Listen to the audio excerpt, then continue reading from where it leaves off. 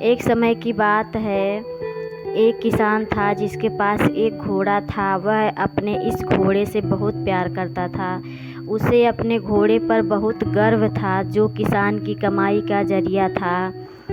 अपनी इस कमाई से किसान अपने परिवार का पेट भरता था। लेकिन एक दिन वह घोड़ा भाग गया। उसके भागने के बाद समाज के लोग उस और किसान को, पड़ोसी और आस-पास के लोग आकर उससे कहने लगे, हे भगवान, तुम्हारा घोड़ा भाग गया। जिस पर तुम्हें बहुत घमंड था वह तो अब भाग गया। उसके सांत्वना देने लगे।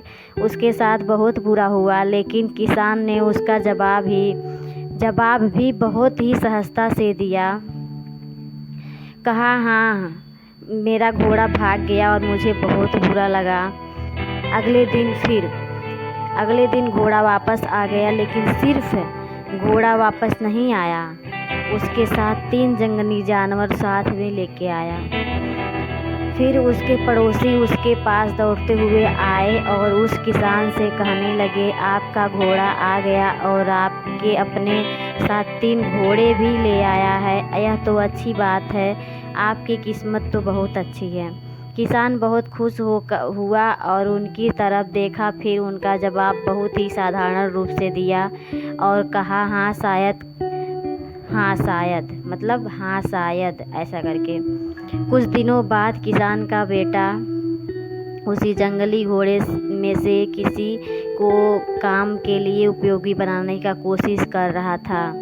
लेकिन इसी में कोशिश के दौरान घोड़े ने उसे ज़मीन पर पटक दिया और उसका पैर बुरी तरह से टूट गया।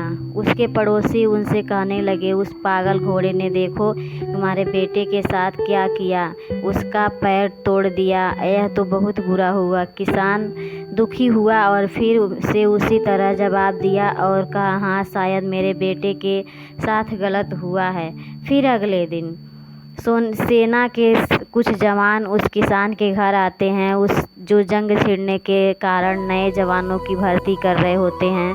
उनमें से एक जवान की किसान के बेटे को देखा और बोला, इसका तो पैर टूटा हुआ है, हम इसे सेना में भर्ती नहीं कर सकते। और वे जवान गांव के सभी लड़कों को लेकर अपने साथ चले गए।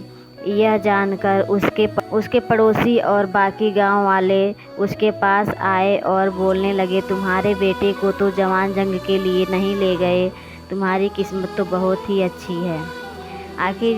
आखिर बार किसान ने फिर यही सहजता से कहा, हाँ शायद। कहानी की प्रेरक बातें। इस कहानी से हमें ये प्रेरणा मिलती है कि हमारे लिए चीज़ों को नकारात्मक ढंग से सोचने में ज़रा भी समय नहीं लगता है। जब भी कुछ हमारे अनुकूल नहीं होता तो हमें उसे बुरा ही समझते।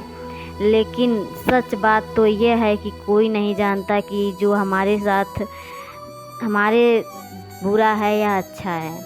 इस कहानी से मैं भी किसान की भाव में परिवर्तन परिस्थितियों के कारण होता है।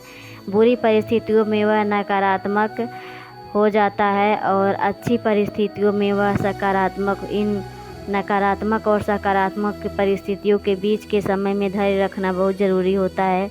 क्या आप वाकई में ये बता सकते हैं वो घट रहा है वो गलत है या सही, बिना यह जाने कि भविष्य में उसका क्या प्रभाव पड़ेगा हम पर या हमारे जीवन पर?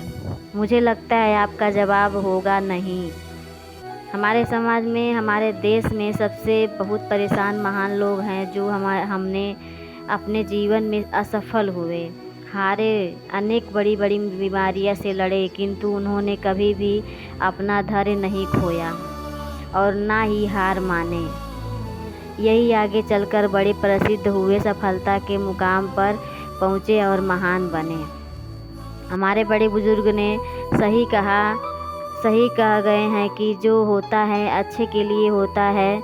यह छोटी सी लाइन हमें बहुत कुछ सिखा जाती है और ये बात हमें कभी नहीं भूलनी चाहिए। हमें कोशिश करते रहना चाहिए, जीवन के पथ पर निरंतर आगे बढ़ते रहना चाहिए।